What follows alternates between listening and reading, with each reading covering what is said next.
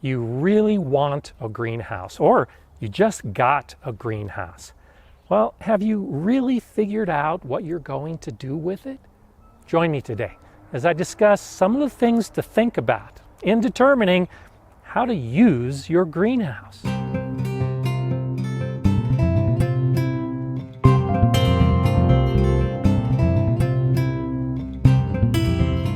Hi, I'm Gardener Scott, and I just finished building my new greenhouse. I've been wanting one for years, and now I have one. And now that it's here, I've got to figure out what to do with it. I know why I want a greenhouse. That's very important to figure out before you decide on the size and the design of the greenhouse. For me, it's all about extending my growing season and having a space to harden off some plants earlier in spring, and maybe to actually be able to grow some plants year-round outside, but in the greenhouse. That's why I got it. But now, as I look at this space, trying to figure out where all of those different things are going to happen, well, this is actually the hard part. I oriented this greenhouse east-west, which means during the winter months, I'll have unobstructed sun throughout that entire side. During the summer, I'll have sun coming in this end in the morning, sun all day long, and then some late afternoon sun in that end. This side is never going to get any sun shining through it. So for planning purposes, this is the back of the greenhouse, and that's the front. The sun is primarily there, and that's how I'm going to figure out where I'm going to grow plants.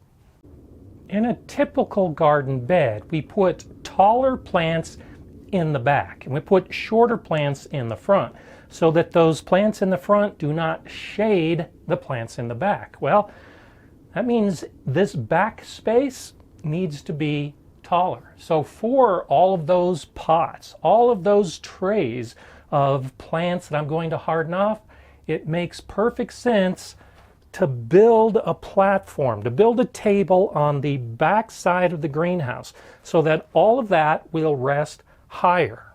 That gives me a lot of options when deciding what to do with the front of the greenhouse.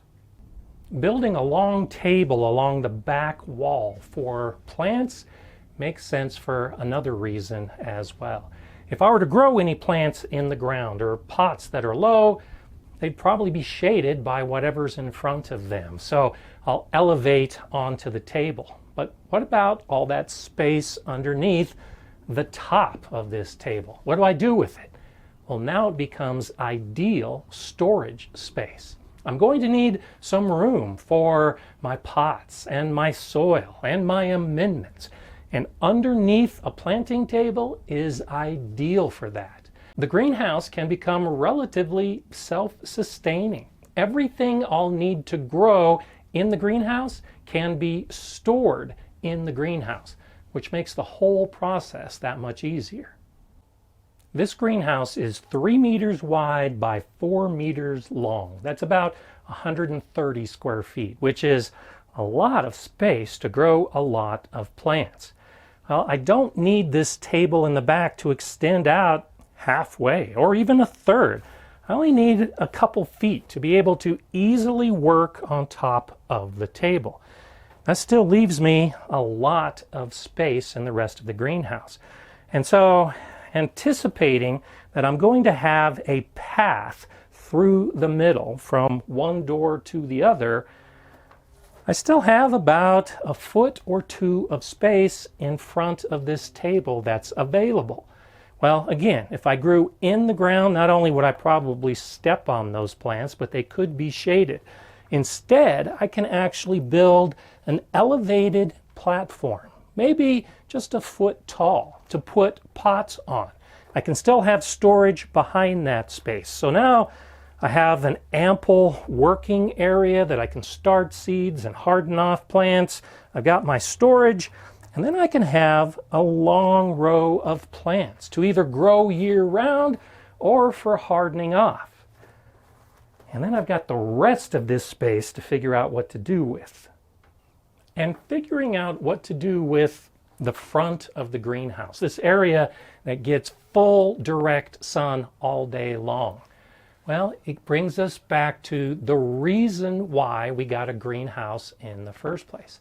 If my primary reason or your primary reason is to start seeds and harden off seed trays, well, then you might also want to build another table on this side of the greenhouse. So you've got a table on both sides, you're growing a lot of small plants. But remember, one of the reasons for me having a greenhouse is to be able to extend my growing season, which means I actually want to grow some plants in the ground during the spring, the summer, and into the fall. So for me, building a table on this side of the greenhouse totally ignores that reason. Instead, I want a bed in this area. I want a slightly elevated bed filled with really good soil so that I can grow peppers and tomatoes and tomatillos and okra and all those plants that like a nice warm environment but that end up dying in my short season before I can get the fruit that I want. My neighbor has a greenhouse about the same size, just on the other side of the fence. And she's able to grow peppers and tomatoes, the plants that I just talked about, for a month or two longer than I can. Because when a freeze kills everything outside in my garden, well, it's still protected in her greenhouse. And that's exactly what I want to be doing. So as my plan comes together, as I figure out how to use the greenhouse, I'm realizing this whole front side will be plants.